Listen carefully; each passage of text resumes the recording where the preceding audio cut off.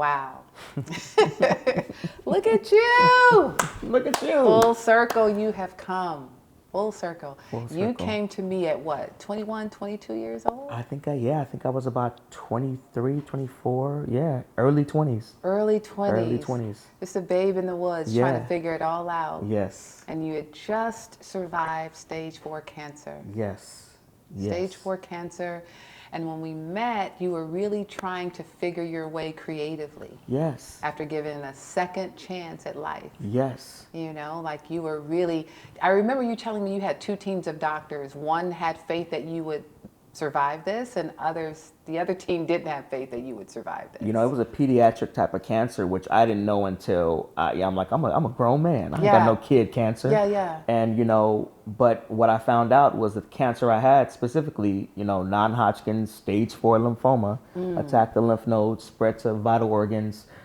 They saw that type of cancer in kids. So, you know, the child doctors, pediatric doctors, were the best suited for my type of disease. The ones at Kaiser, the other Kaiser that treated adults, they didn't know how to treat. I went in at a certain weight, and within 2 days from water fluid, I gained 20 pounds in 3 days. Wow. Yeah, you know, pre-chemo, it just was all these things going wrong. And that team of doctors told my dad, you know, he needs chemo yesterday. Yesterday. You know, it's not a question, you know.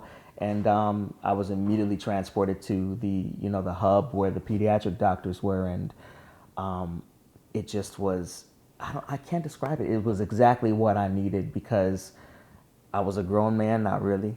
In our 20s, we always think we're grown. Yeah. But they handled me with such care. I mean, I don't want to get emotional about it, but that experience for me just so transcendent. In that moment, it was almost like God saying, okay, I've allowed this to happen to you. I did not cause this to happen to you. Yes. But I'm going to, every step of the way, have treatment that I know what you need. I know exactly what you need, you know. So, yeah, the second team of doctors was, I got it. Shout out to the pediatric oncology team at Kaiser. I love y'all. Yeah. Hey, I love them too. Yeah. Because, you know, through their hands, God worked. And, you know, by the grace, His grace, you are here. Yes. You're healthy, and Yes, you are thank God. thriving. Yes, I'm You trying. are really thriving. So we're going to get into all of that, but I Yeah. really do want to get into the nucleus of, you know, the origin of our relationship, because I think that it's so important that when you came to me again, you were given like a new chance at life. Yes. And so when you applied for that position to work with me, at the time I was head of development for Steve Harvey. Yes. I'd already had someone in mind. You know, I'd courted this person for almost a year. So, you know, and then I get this resume out of the blue on Facebook. Yeah. And I'm like, who is this kid? And how did he know that I was Take it even back looking? to the old times. How did he even know that I was looking for someone? So I was like, it was on a Friday, I'll never forget. And, you know, you sent your information to me and said, hey, I hear that you're looking for a development assistant, and I'd love to apply for the job. And I was like, okay, look at this guy. So I said, all right, send me your resume and I'll get it to HR. I did that. But I have to say I was a little nervous, because when I heard that you had cancer, I knew that that was a position where we really had to run and gun. I couldn't be worried about doctor's appointments. I couldn't be worried if I was pushing you too hard. So I was nervous. But then I thought about it and I said, someone that's been given a second chance at life, they're going to really hustle like there's no tomorrow. And that's what you did. You know, it's full circle, because it's very much back to my point about God gives you exactly what you need, maybe not what you want. Well, looking back on that in retrospect, you know, having the second chance in life, I said, okay, because I was touring before working with you. I didn't have the creative development skill set that I honed underneath your mentorship and leadership. I was looking for a way to stay in LA, stay home, be close to my doctors, but still work in the industry that I love, thrive, be creative. And, you know, with that came my passion and my tenacity. I said, look, I don't know who this woman, I saw your name before. I saw you in producer credits. I researched everything that I could find about you, because I'm like, I got to come correct, right? But I don't know this world the way she knows this world. So I don't even know if I'm a contender or candidate, but I got a second chance in life. I got to go for it. And so it was kind of like exactly what I needed at that time to cross paths with you, because everything that you said, all of your hesitations and reservations, they became strengths. They became points that we bonded over, and Yes. everyone would not have taken that chance on me. So our alignment was exactly what we needed at that time. Absolutely. And yeah, I just can't be more. I can't express how grateful I am for you, but also just for that moment in time. I definitely felt like our meeting was predestined. Yeah. For sure. Yeah. Yeah. And just, you know, even though like you had innate development chops, like I say this all the time, but I can't think of anyone that I would have brought in that could have hung with me creatively like you did. Your guts, your creative guts, your instinct, and just, you know, you have the ability, like you're a millennial, but you're an old soul at the same time. Shout And I out to Mom needed and both Dad. of those. Yeah. I needed both of those. I needed a millennial and I needed an old soul. And I needed someone that could really get with me creatively and understand it and kind of, you know, be a second voice for me. This is why I allowed you into rooms. You know, like I allowed you to have the floor and big meetings. Right. You know, because you were ready. It's so crazy you say that, because from that standpoint forward, you really gave me just the legs to stand on. But it also, I mean, it also came with a tall order of you trusting me, but it also came with a little bit on my end of me almost expecting everyone to kind of give me that opportunity like you did. You know, well, she allowed me to go into these pitch rooms. I was on a call with Oprah. But you know, I think fundamentally both of us are fighters, and I had just been through a fight, although I was in the beginning stage of my life and adulthood, but you have fought your entire career, your entire life. It takes strength to become someone in this industry, and it takes hustle and fight. Absolutely. And I think we both at different places in our lives resonated on that. And you know, I gotta say, I'm so thankful, because I had this whole music thing going before I met you, and of course, you know, I never lose it. But I wasn't completely transparent about the fact, hey, I was touring and behind artists, and I was writing songs, and I was musical, and I have a, you know, production and music mentor named Kosta, Lois, who I write songs with, and who I, you know, met when I was 16, and we started writing music together. So you know, because I guess with this newfound second chance of life, I'm like, okay. You know, I'm still figuring out today at 31, but at 21, 22, it was, you know, let me just find a clear, defined lane and stick in it, and then you found out that I was. And I'll tell you how I found out, because I'd already knew that I was going to hire you, but I didn't tell you yet. So I was like, let me take this weekend to kind of just ponder over it, but I already knew I was going to hire you. You didn't know. And so I was going to the beach with my husband and a couple friend of ours. And so I got in the car with them, and I was like, guys, he sent me a song to listen to as I was waiting. He says, I know you're making a decision, but I just want to send you this song. I was thinking. You're like, I just want to send you this song that I recorded, you know, right after, you know, I was given a clean diagnosis with my cancer. The moment they said, you know, you're cancer free, you went right to the studio and you recorded the song Tomorrow. And you sent me that song. And I'll never, I remember exactly where I was. I remember exactly where I was when I heard that song. Oh my goodness. I was in my room. I think I was sick, actually. And so I was laying down and the lights were off, and I said, let me listen to this song that this kid sent me. And I remember sitting straight up in the bed in the dark, and my jaw was in my lap. And then I began to I got scared, because I was like, what a gift, number one. And then if he can sing like this, what is he doing with me? He's not going to stay with me like this. You can't sing like this and then be behind the scenes as a development executive, as great as you are at that.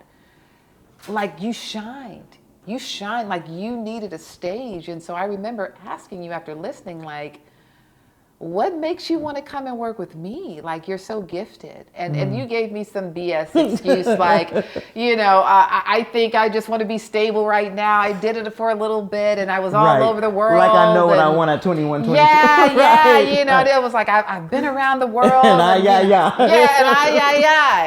And I just want to, be stable and kind of settle into something that's a little bit more concrete. So I was like, okay, but I like with that gift. So went to the beach the next day with my husband and friend. I was like, guys, you got to listen to this song. Like, listen to what my assistant just sent me. You didn't know you were my assistant at that point, but I was like, listen to what my assistant just sent me. And everyone was like, oh my God, just gifted. So I'm going to start from there because I knew that when I heard you sing Tomorrow, that wasn't the end of your singing career. That was just the beginning, and you were just kind of with me until you figured things out. Yeah. And I think you remember me telling you, don't consider this a job. Consider this you being paid to learn the game. Yes. I'm going to teach you the game for as long as we're together. So when you leave here, you can survive with me and without me. Yes. I'm going to give you opportunities that most never do. Yes. So you'll know what that tastes like. Yes. And you always said you were the boss that you had never had or that you always wanted. And I didn't really understand what that meant, and it didn't really mean anything to me then. Now, 10 years later, it means so much to me because I understand it from a standpoint of also, being a boss in my own world, and working with other people and thinking you don't get people that oftentimes really genuinely hug you back, care for you, really are invested in your personal growth and development for you. Not because of what you can do for them or the job or the opportunity, but for you. So that was super special. And that's why I always tell you, like, how valuable that was, just also in building confidence and even translating over to the music and to me being an artist, because it's the empathy that you showed me in that realm made me think, wow, and it inspired me. It's inspired me. Well, I mean, and you did the same for me. Like, you inspired me so creatively because every day we walked into the office, you were just bursting with ideas. Like, they were coming out of the seams. Yes. And sometimes it was disruptive to my schedule. I would just burst in the door. Like, it would be a little disruptive, but I didn't want to stop your creative energy because, like, you were just on fire, and I needed that. So I'm like, shoot, like, he might have the next great show, so let me not stop it. It's like, okay, come in. So I would shut my door sometimes when I would want extra privacy, but then you would peek your head in. You have a minute? Oh, look through the little window. Look through the little window. You did, you would look through the little window. I'd be like, come on in, come on in. I know you got some heat for me, so. Oh, I love it. Yeah, no, that was great. So again, I knew that, like, you were destined for the world stage. And so since then, you've made so many different bodies of work. But there's 2 bodies of work I want to lock into today. Okay? First one is Jonathan. Yes, Jonathan. Woo, Jonathan. That was me on my pop star. Me on my pop star. Yes, that was your EP. Like, you're really coming out, branching 30 out. years old. I released it on my 30th birthday.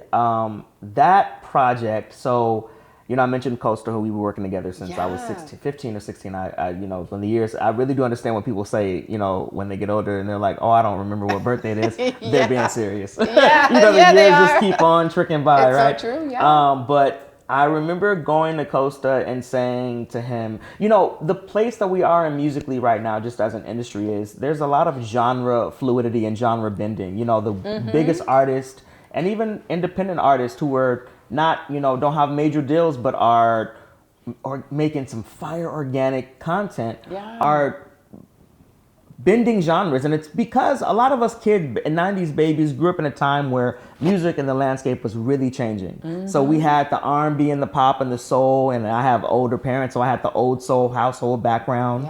Everyone knows my mom's, background singing in Motown era. And then you have coming into the early 2000s with teen pop and the teen pop explosion and music and hip hop and it being completely different. So I say that to say that artists and creators today are products of their time and really create from this way of, like, I want to sonically bend everything. I want to fuse. I want to be to where you can't put me in a box. Some of my favorite artists today, I can't really box them in because they really can stand in a lot of different arenas and do a lot of different things and do it organically. So with Jonathan, I knew I wanted to name it after myself, you know, because I wanted it to be something. I said, I want to make an EP, a 4-song, you know, project. And I want every song to cohesively be a unit, but I want every song to, one, express a different side of myself artistically and personally, but also kind of fit into like a different genre and a genre that I liked. Yeah. So, you know, I went from the R&B to the trap to the EDM dance to ending with almost like a bluesy country type of gospel feel. And it was this journey I wanted to take the listeners on. And Kosta was so genius at crafting from a composition and production standpoint. And we worked with one other writer named Eric Isaacs on a few of the songs that really just listened to me. I think that the best songs and the best sessions and projects come from really just talking. If you know your people, if you have a circle around you that's been around you for years, amazing. If you don't, really getting to know them during that time that you're working with them, really just having conversations like this, just chewing the fat, you know, and a lot of times the songs write themselves because that project, it wrote itself. No, when you're gifted, the songs write themselves. For me with that album, like, it was your, like, this is me world. Yeah. You stepped out into the world so boldly, so strong, so confidently. And that's one thing I've always loved about you. Just when you came to me, you knew who you were. You're very confident in Jonathan. Yes, you were still learning. Yes, you were still growing. You were the best sponge I've ever, like, so absorbent with everything around you. You just wanted to learn and just take everything in. Yeah. But you knew who you were. And with Jonathan, I think you stepped out into that and said, this is who I am unapologetically. I'm all of these different people. Yes. And like it or love it, this is me. Yes. Shapeshifting. Yes. Oh my goodness. Yes. From the music to the lyrics, it's just finding yourself, being comfortable with who you are, and knowing that you're going to change and like you're going to shape and you're shifting. That's a part of life. So there's, you know how, okay, there's a Whitney Houston song, Greatest Love of All. Yes. It's like, I believe the children are our future, teach them well and let them lead through. So it's like that whole song, that for me, and I don't even, if Kosta even knows this, the thought for Shapeshifting for me was, okay, I've been taught my entire life that I am the future. As a child growing up, that we are going to shape the world. We're going to shape, we can change ourselves. We can be, you know, innovators and be on the cutting edge of what is, you know, culturally relevant, but also what's, you know, morally acceptable. How do we want our world to look? Yeah. And so with Shapeshifting specifically, I wanted to approach that. But, you know, it's kind of like the conscious pop, that it's still danceable. It's still, you almost, you have to really listen to the message. Yes. You know, some of my favorite artists did that, you know, the Lady Gagas and, you know, it's edutainment. Yes, Cyndi Lauper in the 80s. It's like they had these messages, edutainment. They had these messages that they were gonna give you that dose of medicine with the sugar. Yeah. You know? And I loved that approach, and even worked with Kosta and Eric on that song.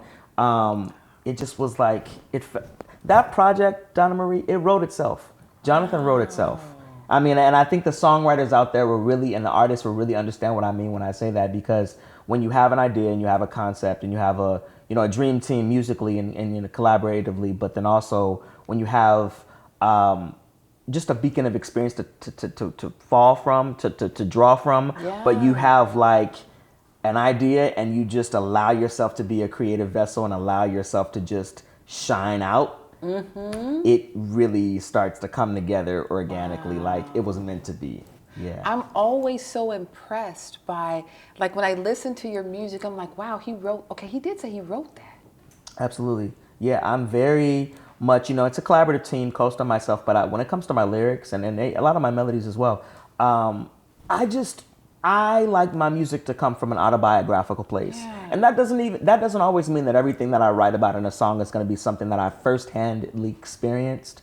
but it could be something that I watched growing up. It could be something that I experienced that, you know, trauma is real, love and relationships are real, secondhand joy and secondhand trauma are a thing. So I can experience things and that's, I think, what art is. Art is a reflection of what happens to us. So I can experience something through your lens and see something affect you and it affect me a certain way that I want to write about, you know? So yeah, that's exactly what that was for me. And you know, ever since I was 16, I wrote poetry. You know, I would always, my mom was really big on getting me a journal, and she always said to journal my feelings, which was really a huge thing in our household. But I think the artistic creator in me went from writing my feelings into writing, you know, 14-line sonnets, writing stanzas, writing poems, which translated into writing songs. Yeah, I love the writing process, and writer's block's also real because you write songs or you write a project and then you're almost, I think it's a lot of noise because you're like, well, what do I want to talk about? Because that's how I felt coming out of Jonathan. I said, well, I feel like I had this moment and I very ambitiously shot all the 4, you know, performance videos as visuals to coincide with Jonathan, a song, a video of every song. And I just had this moment where I said, okay, this is me really announcing my artistry, really coming into myself as an artist. But then I said, okay, well, I almost felt like, where can I go from here? And I mean, this is just the surface I'm scratching. But where can I really take my audience, but also myself? How can I evolve with what I'm supposed to do next? Yeah. You know? Yeah. And you did it in the grandest fashion, and it was so bold and in your face, which you know, one of my favorites on there was Noise. Oh yeah. You know, like Noise. I was like, now this is a side of Jonathan that I've never seen. You know, you know, he's really stepping out, and he's in your face with Noise? this one. No one knows it's for Kosta, right? Okay. I don't know if I want to say this on camera. My car, it's because it's such a. It's a first world problem, but it's a problem. Okay. My car was stolen in, I think, the spring of 2021. Yeah. And I was so angry and upset about that because it's a violation to have anything taken from you. Absolutely. What I did with that anger, the very next, and it's crazy. So Kosta and I had a session to work on Noise. We didn't know it was going to be called Noise because we never really know our titles until we get in there and work. And I didn't have a way to the studio because my car was stolen. And Kosta asked me, said, do you want to cancel the session? I said, no. I said, I'm mad as hell. Yeah. I said, and I think I want to put that energy into a record. And so the brashness you hear in that record and the in-your-faceness, but the still kind of groovy trap type of vibe, it was me, you know, just talking my mess. Yeah. But also being in a place personally and emotionally where I was just mad. I was angry. I felt violated. I felt like noise. It was so much noise, you know. Why has this happened to me? Why, you know, and again, I've been through worse, but it still felt like this is just such an inconvenience for me. And then dealing with, you know, when you deal with something like that, there's a lot of things you deal with after that, the people that are supposed to help you, that it just is, you know, because, you know, you're one person, you know, so they treat you, and so I just went in the studio, and then it just was so much synergy, and he's like, I think we got a song here. Man, you know, that was really hot. Yeah, that was really hot. Thank you. You really did your thing on that. Thank you. But I'm gonna tell you, there's one on there. I'm gonna tell you though, there's one song on Jonathan that brings me to my knees every single time I hear it. I have cried 1,000,000 tears to this song. But By Your Side. Oh my God.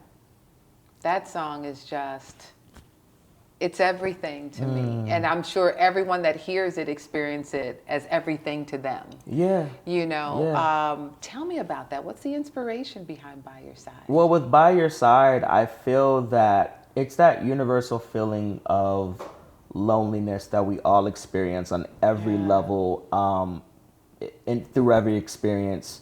Oftentimes, for me, I can speak for myself, sometimes in a room full of 100 people, I'll feel very lonely and isolated. So with that being said, I wanted to write a song that can make someone who feels the same way as I do feel better in a situation. A lot of times with my more inspirational records, I'll write from the standpoint of this is exactly it's crazy. Oftentimes I'll write a record, and I've heard other artists say this before.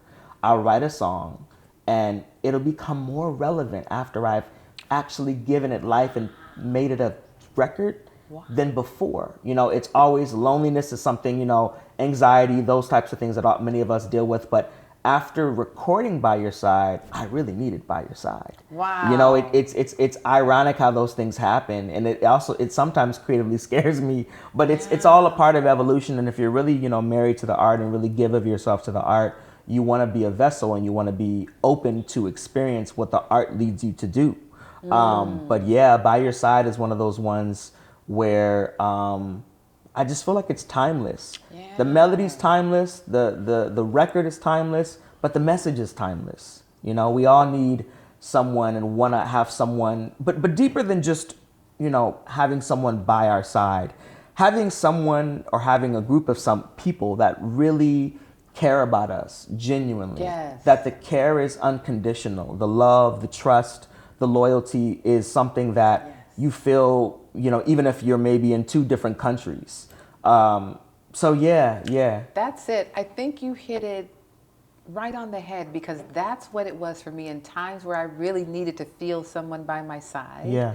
I felt that I would put the song in, and it would be that friend. It would be exactly what the doctor ordered. That's exactly what I really hope to get across in my music. And it's so crazy.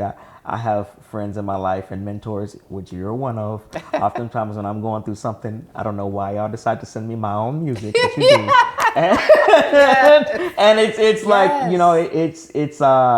it is, I get it. Because it's like, hey, I wrote this for a reason.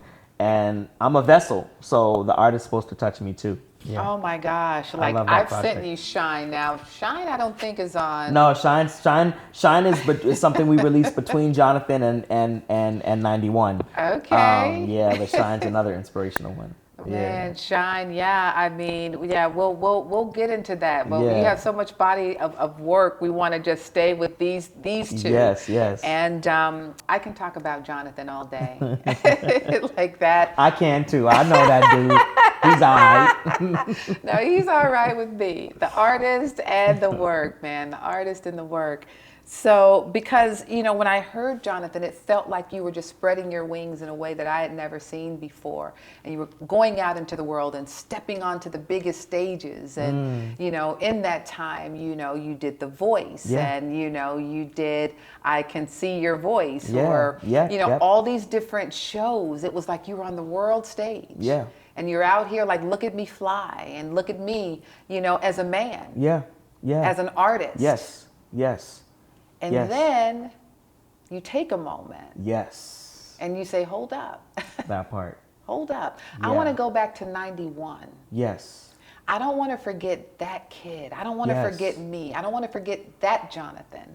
As I soar to the highest plains, I don't want to forget that kid. I'm coming back for him. And that's what 91 felt like to me. It feels so personal. It felt like you went back to check on Jonathan. Wow. We went back to say, you know what, those feelings when you were getting teased and all of that, you didn't know where you belonged. Wow. It's okay. Because as an adult, we still go through those things too. And it's okay. Wow. But you went and you checked in with that child. Wow. You checked in with your spiritual roots. Yeah. Because when you hit a world stage and you're exposed to the things that you were exposed to, you need you some God after that. Yes. You need you some roots after that. Yes. You need to come home after that. Yes. And that's what you did with 91. It feels like home. It feels intimate. It feels safe. It feels like, you know what? I'm going to let my belly out and breathe a little bit. I was superstar Jonathan, and I'm still him. But I want to breathe. I want to touch base with my roots. I want to check in with my spirituality. I want to thank my mom. I want to thank my parents through song. And I heard that in your music. So let's land on 91, the year Yeah. 91, and this is such a different vibe from Jonathan. Like, how did you go from Jonathan exploring all these different sounds to landing in the acoustic genre of this work? My goodness, I mean, you made me realize the connection and the correlation between the two projects in this. Back to I write these songs, I work on this music, I release it, and it teaches me. Yeah. You know what I mean? It Yes. means something to me Yes. that I didn't know what I was doing. With 91, coming back and checking on. I mean, I can't tell you how. First of all, this project 91 is so therapeutic for and to me, and I believe will be for others as well. Yes. And even going the acoustic route, I felt like oftentimes, a lot of artists will do this where they'll have a huge project, or a project that is very in your face. I hope to one day have huge projects, Oh, you will. knocking on wood. Oh, you will. And then they'll, evolve, or the tall order from behind the scenes or the label will be, we need something different, but we need something just as big to match it. Yeah. And then they'll oftentimes go introspectively. I found myself in a similar situation. However, it wouldn't have mattered if I wanted to put out another Jonathan after Jonathan. I was just in a different space psychologically. Yes. Everything you mentioned, which by the way are some of the highlights and blessings of my career thus far as being a musician, being an artist, being able to work with John Legend and Blake Shelton, Ariana Grande, Kelly Clarkson. It was just the highest of highs you can ever imagine. And for an artist, for someone who grew up doing this is all I've ever wanted to do. But even with that, there are highs and lows of this industry and this game and of being an artist that have to be navigated from a healthy standpoint and Yes. and correctly and productively. And so, I in experiencing all of the highs of 2021 musically, and even working with Pat Benatar and doing a Yes. Broadway showcase, I had to step back and really just make sure I was okay. Really just kind of ask myself, I get it, I'm a vessel, I'm a beacon, I'm an artist, I'm doing this to bring light to the world and for others, but what is happening to me? Yes. You know what I mean? And I mean that from a way of just not so much selfishly, but also just emotionally for how am I, we oftentimes beat up on ourselves. We oftentimes are not there for ourselves and love on others, but we're people too. If it has to start here. So with Jonathan, I wanted to kind of go back to my roots in a way. For so long I've talked about my mom's background musically and how I grew up, in interviews or, in projects that I've done for The Voice or for Yeah. I Can See Your Voice. And this is Yes. my roots, my background. But I wanted to really dig into the inception of how I was created, my existence, what inspired me. 91 is the year that I was born. And there's a baby book that my parents were, and my dad's mom was the ultimate historian. My grandmother on my dad's side, rest her soul, and they captured so much with their Kodak camera. And in the baby book, there is a letter that my dad wrote to me months before my mom even conceived. They knew they were pregnant, where they were praying for two kings. They were praying for two sons, two kings that can be lights in the world. That's the first one on the EP. Yes, Pray for Yeah. Kings. It starts right out, 91 starts with Pray for Kings. And, when I was in the studio with Kosta, we were talking about how we knew we wanted an acoustic approach to all of the music on 91. We knew we wanted it to be something that was stripped down, something that was very heavy on the instruments, real live instruments, vocal production that is just Chill bumps. Yeah, I mean, but with that being said, we said we wanted, that's the lane and of the direction of the project, but how personal do you want to go? And I said, if I'm going back to check on that little boy, if I'm going back to really check on Jonathan, who was born in 91, I have to talk about why Jonathan's even here, how he even came to be, and that is from a praying mom and a praying dad who, just wanted to shepherd two boys that could be kings. Today, oftentimes, everyone we call, we use the word king and queen, lightly, but it really is, I think, important to remember that kings and queens change the world. Kings and queens, they make a difference. Kings and queens are empathetic. Kings and queens go through struggles and trials and tribulations and use that for the betterment of everyone around them, not just themselves. And I wanted to end that song be very personal. The first verse starts literally autobiographical from my mom. I used that baby book as an inspiration, that letter that my dad wrote to me. I believe it was in October or September of 1990, right before they got pregnant with me, where he writes, they already knew my name. They already had my name. Jonathan, we're trying to bring you into this world. Yes. What? And so I just wanted to go to the roots and the inception of who I am and kind of speak that journey out. And I've been asked why I end the song with the Lord, part of the Lord's Prayer. Yeah. And that's because that was, what I was taught as a kid growing up. The first poem, if you will, if you look at prayers and psalms and, biblical verses, I look at it as poetry, as well as scripture. And it's the fundamental roots of how I was, raised, is ending with the Lord's Prayer. And also I wanted to end with the heaven part of the Lord's Prayer because, I grew up in the church and in a family where they taught me the importance of living a life on this realm that's not just about, YOLO and experiencing all you can here. It's also about thinking about an afterlife and thinking about the significance and the spiritual implications of that. Wow. I wanted to just tell that story, and I felt like it just was so essential and needed because I think that, we oftentimes forget, not just as artists, but as people, that there was a whole Act 1, Act 2 intermission before we were born. Yes. There were so many things that took place that laid the groundwork and kind of fiber of our being years before we were even, conceived. Mm-hmm. And I almost wanted to, that song is very much thanking my parents as it is thanking God for just allowing my parents to be a vessel that birthed forth me, who's going to be a vessel to inspire others. Yes. Yeah. Boy, Yeah. I mean, they're going to be, how could you not as a parent not weep when you hear this song? So beautifully capturing their journey of bringing their two kings into the world. And then they actually see their two kings out in the world doing well. Yeah. What a blessing and an honor. And just you being an amazing son and having that in your heart and wanting to express that and getting that out when you go back to Jonathan, to that child. It's like you said, it's the pre-show. Yes. What was life like before Jonathan got here? And what was the struggle to get you here? Yes. And hearing that journey makes me appreciate your presence just that much more. Thank you. That's beautiful. Yeah. Beautiful. Yeah. Okay. So I want to move to another song on the EP, 91.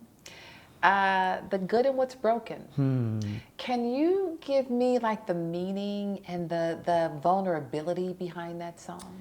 Yeah, The Good and What's Broken, with this project I was really specific in wanting to separate every song on 91 for being reflective of a time period in my life, and chronologically. Okay. So I wanted to start with my inception with Pray for Kings and then move into your king's here. Yes. Yeah. Junior king in the making, right? I'm here. I'm being shepherded in my parents' household. And I'm experiencing life through my own lens. Yeah. And oftentimes we focus on kids that are bullied or struggles that kids go through, but we never really focus on, and you hit it on the nail perfectly when you said going back and checking on that little kid. We never, as adults, look at that kid and marry it to the adult and the person we are today.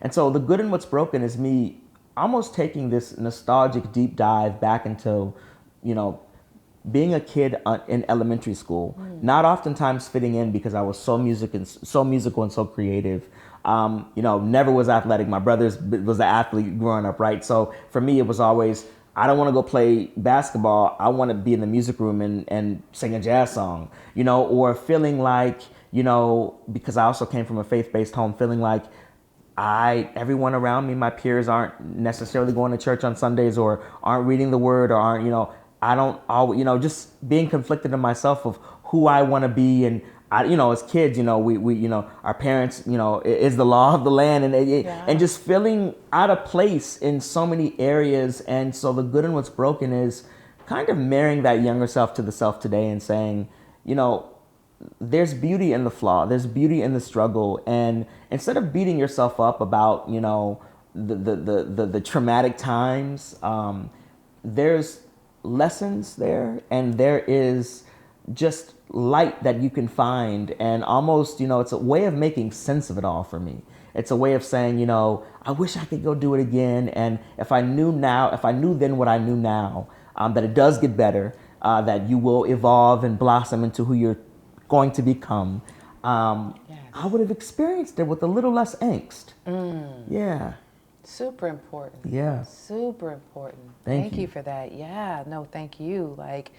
Because it's a lot of times we forget that mental health is a real thing. It's not just for something you hear about or for the other guy, but we really have to check into ourselves and our mental wellness. And it's funny you say that because, we're just coming out of Mental Health Awareness Month, which is May. Yes. And I'm a May baby. Yes, you May are. 15th, 1991. So how can May, it's like the writings are on the wall. I gotta, the credence, it was, the bricks were laid. I gotta, and checking in with myself. And that's why I say with The Good and What's Broken, it also was therapeutic for me. This entire project, it was a way for me to really just dig deep, be honest, be raw, be relatable, but still be personal. Mm-hmm. This is a journey that I think will resonate with others because of the universal feelings that I, express in this project, from, sadness to loneliness to redemption to love to gratitude.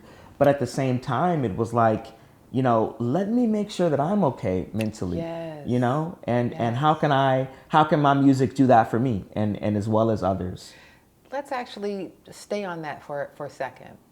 So when you're feeling anxiety or you're not feeling well, how do you make yourself feel better through the music? What can someone do to get out of their heads, to soothe that mental angst? What have you found and what can you share?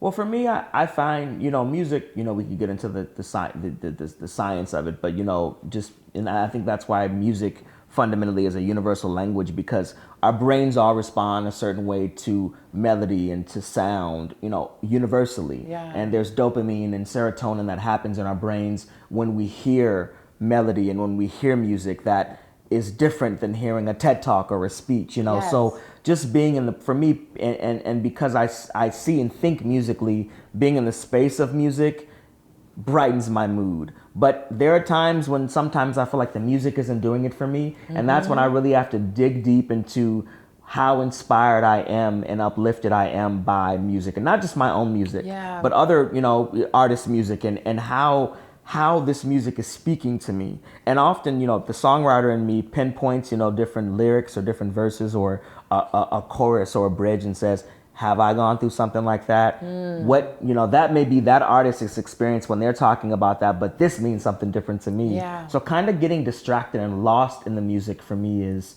what's therapeutic for me, and just allowing it to center me and to calm me in a way that, that's why they say music therapy. I mean, they've even used music therapy for kids and, people that have had traumatic experiences, even elderly people that are regaining their memory. I mean, it brings me to tears when I watch Tony Bennett, sing these jazz songs that he made famous, and he's currently losing his mind, but he can remember singing Fly Me to the Moon. And that's because that song taps into something in his brain that brings him back to who he was and who he still is.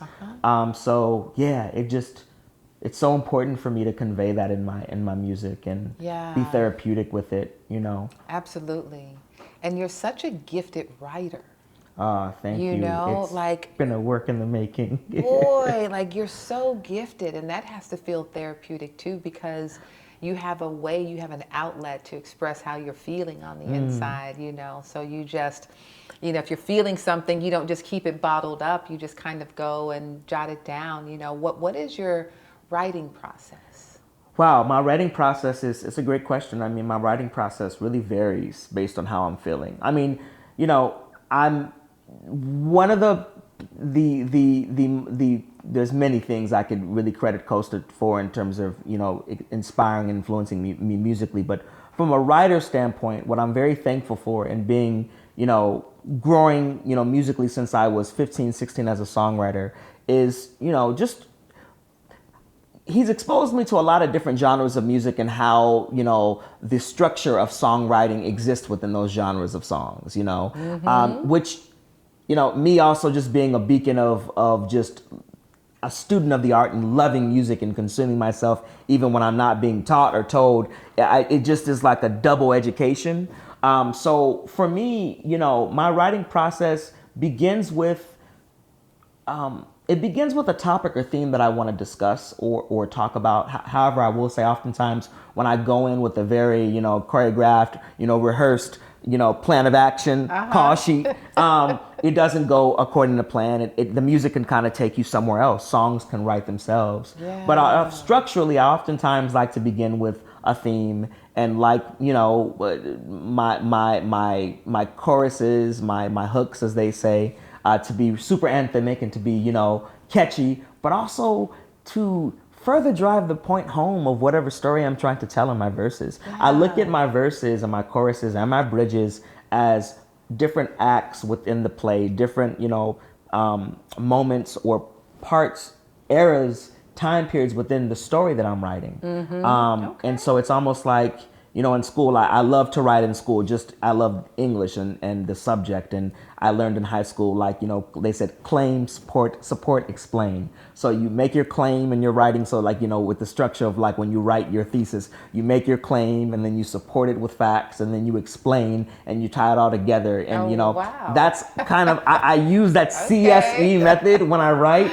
And, but at the same time, I allow myself to not be super rigid and oftentimes just, you know, if I want something to be a little bit, you know, asymptomatic in the grand scheme of how something sounds, or, you know, in terms of breaking the structural mode, if it makes sense. And, you know, we have such a collaborative relationship in that where we can really just bounce things off of each other, and I'll be like, no, I don't like that, you know, and, you know, I'm the more hot-headed of the creative collabo, because I'll be like, no, I'm just the Taurus in me. No, I want this, you know, but then I'll allow myself to think about it as I do in life with, you know, all different types of situations, and sometimes it takes time, step away from it and come back, and with new lenses, a new fresh approach. Okay. I like that, and it's unique, it's fresh, it's collaborative, but at the end of the day, you kind of go with what feels good, you know, and absolutely. Then that's what makes its way out into the world. Yes. All right, so back to 91, that interlude. Yeah. Is it a creed or a mantra of sorts?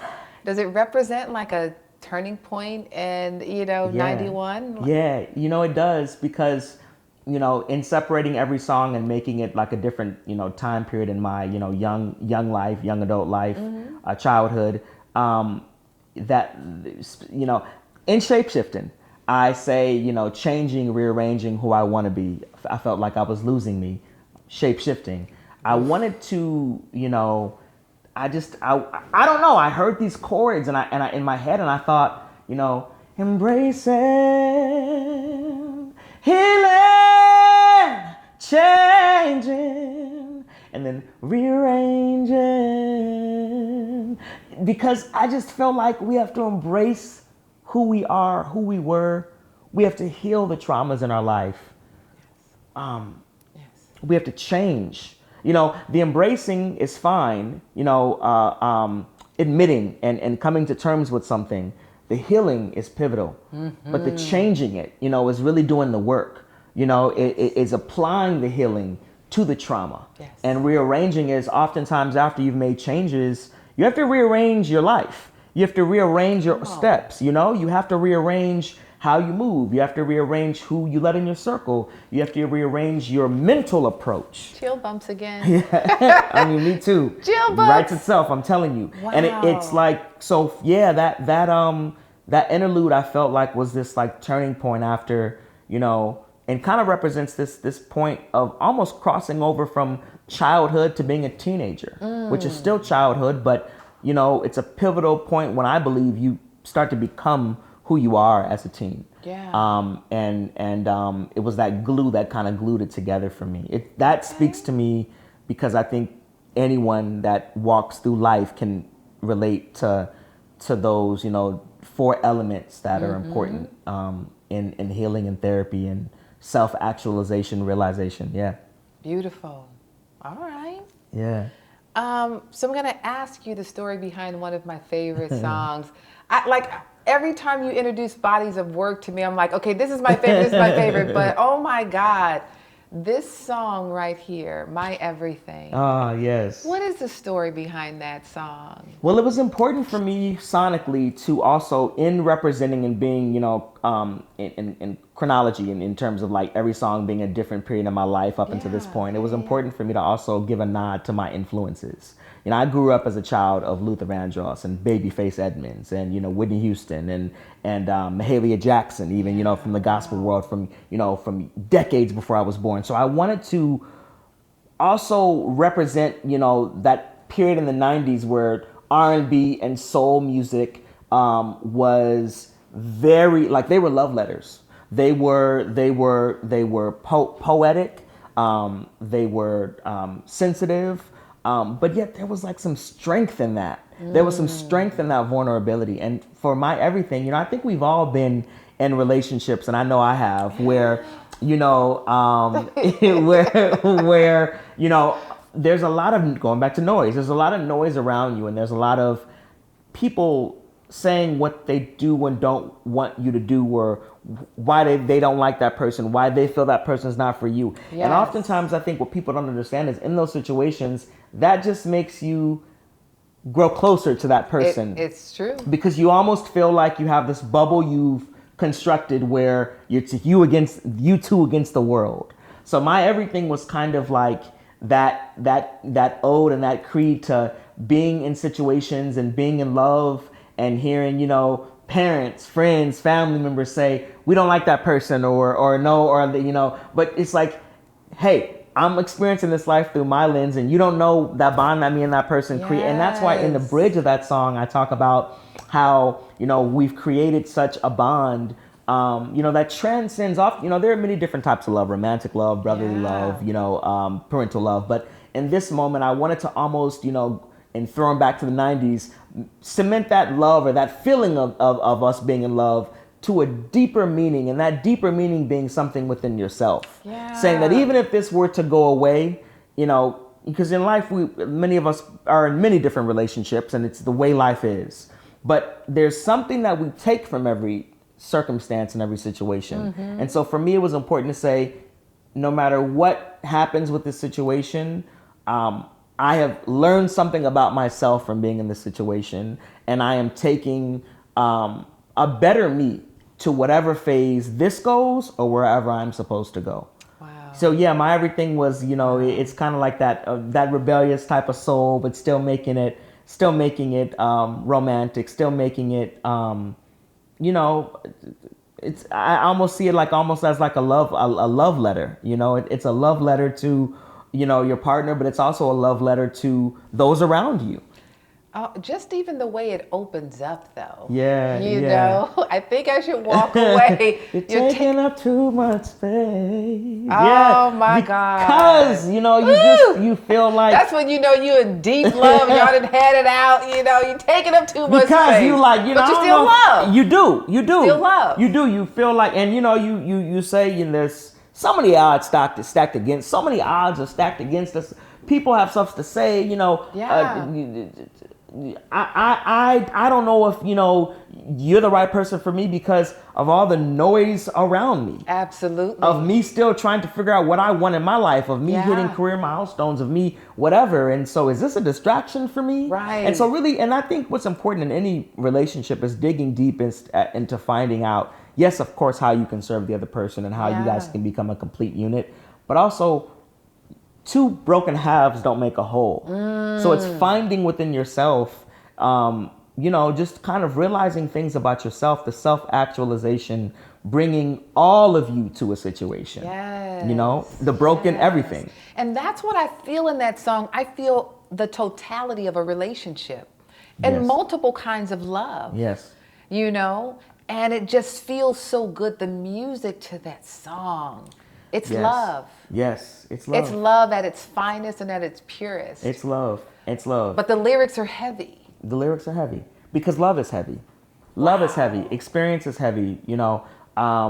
Love is ebbs and flows. Yes. Because as people and as human beings, we're ebbs and flows. Yes. We are flawed. We have our own pre-existing trauma. We have our own pre-existing pain, anxieties, fears, insecurities that we're literally bringing to another person. Yeah. We're bringing that to another person. Absolutely. So I just wanted to really just write about love from a standpoint of not just being I don't want to be, for me, I don't want to be smitten in love, although that is something that we love, the honeymoon phase. But I feel like I want something to last. Yeah. And with that being said, I want it to be deep.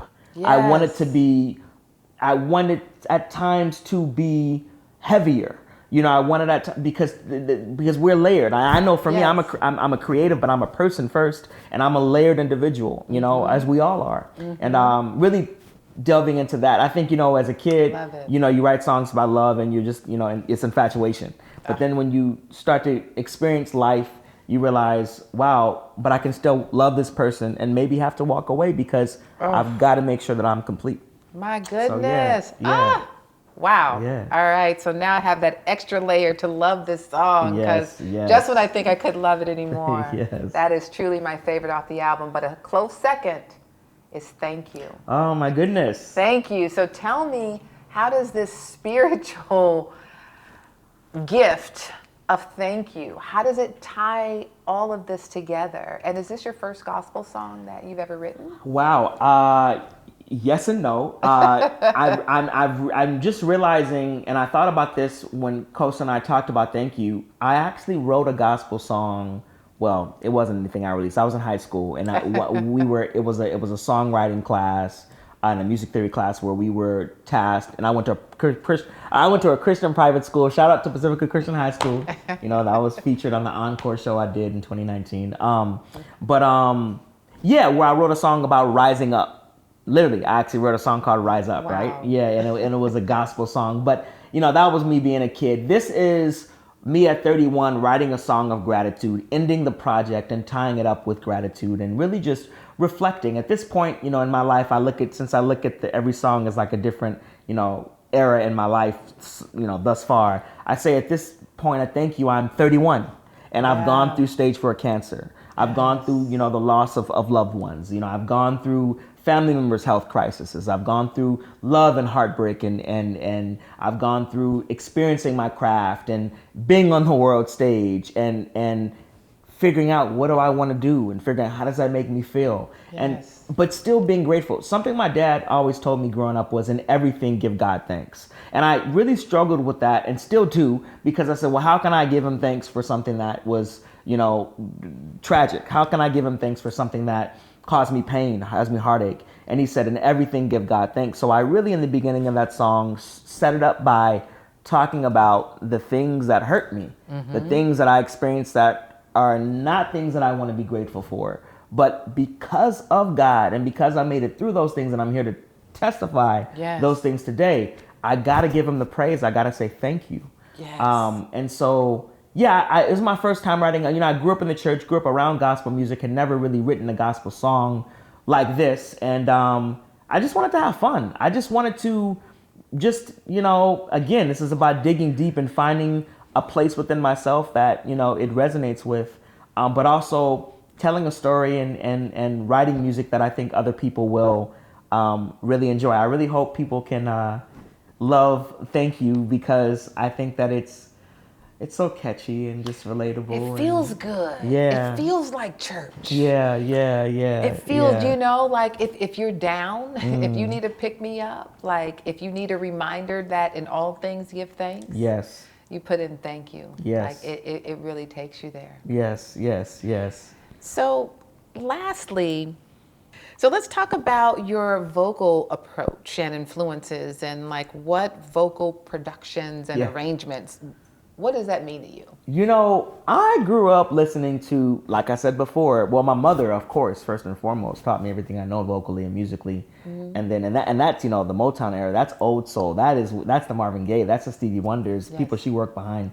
And those are, talk about gifts, those are once in a lifetime gifts. And then, you come to the newer school where I, grew up listening to Brandy, Beyonce, Mariah Carey, and Luther Vandross. And those artists had such a, for me, vocally, artistically, I always oftentimes asked myself, where do I fit in this industry? Where's my place? Because I come from this place that's almost yesteryear with approach and sound and soul and root. But does the industry today want an artist like that? Music has changed so much. Oftentimes it's a gimmick. Oftentimes it's about something viral. Oftentimes it's about something that can be successful in the microwavable moment. And not necessarily something that is really embraced and welcome to be taken on a journey with. So, and so to the vocal approach, that's my approach. I like to take, my listeners on a journey. I love to, the voice is an instrument. It's in the body, but it's a musical instrument. And it is by far my favorite instrument, because think about it, even if you don't sing, we all have different timbres, different sounds, different resonances in our speaking voice. It's a living, breathing instrument. And so I love artists that really convey emotion with just what they do vocally. If that's, with stacking their harmonies, if that's with different types of runs and riffs that they do, different choices, approaches, playing with the minor chords, because there's darkness and there's just a different layer of emotion.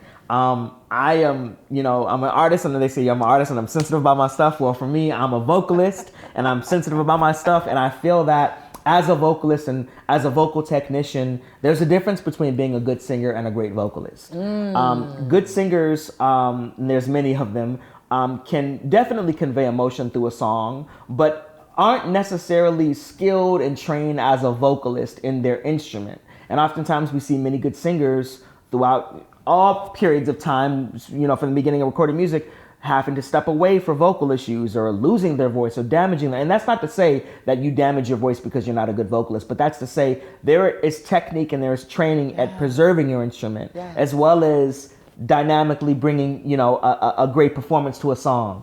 And so for me, really just making sure I'm singing from a healthy place, but also pushing myself to my vocal limits healthily, and just, I love creating walls of sound in my music. I love my vocals to be an instrument, just like the piano, just like the drums, just like the bass line. So yeah, my approach with this, and with it being an acoustic project, I wanted to make sure that, okay, if we're really going acoustic, we're going to strip down and we're going to have a real high focus on the vocals. So I want to make sure those vocals pierce you in a way that, may not be able to pierce you on a song that I've released in the past, like maybe Devotion, or, My Time, those I released in 2020, because it's, about the production and it's about the track and it's about the whole performance, as opposed to just listen to this voice. I mean, think about, I'll end with this. Think about how Whitney Houston starts I Will Always Love You a cappella. It's just her.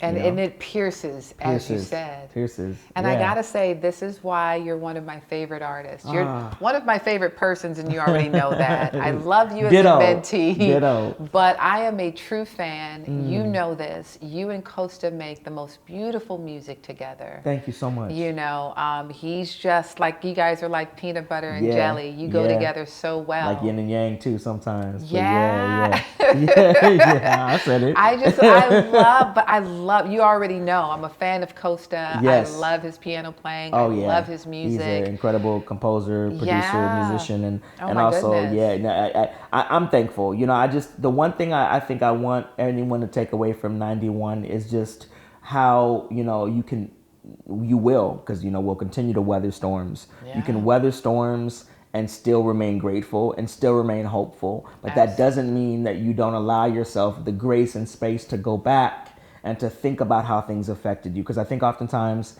and, you know, on a bigger worldview where we are today in society, there's so many things happening within a moment, you know, lives being lost within an instant, things changing within a moment. And I oftentimes ask myself, in those moments where life changes in a second and people had control to not have it happen, if they would have been able to just stop and think, or if they would have been able to approach something differently leading up to that would have affected their reaction in that moment, would there be a different outcome or circumstance? So I really want this to be therapy to people. And although 91 is, yes, a specific and personal journey to me, I think that every emotion on this project can be related and translated to anyone that listens, that anyone that was a baby and that's now an adult, or that is a kid and has a life, can hear 91, excuse me.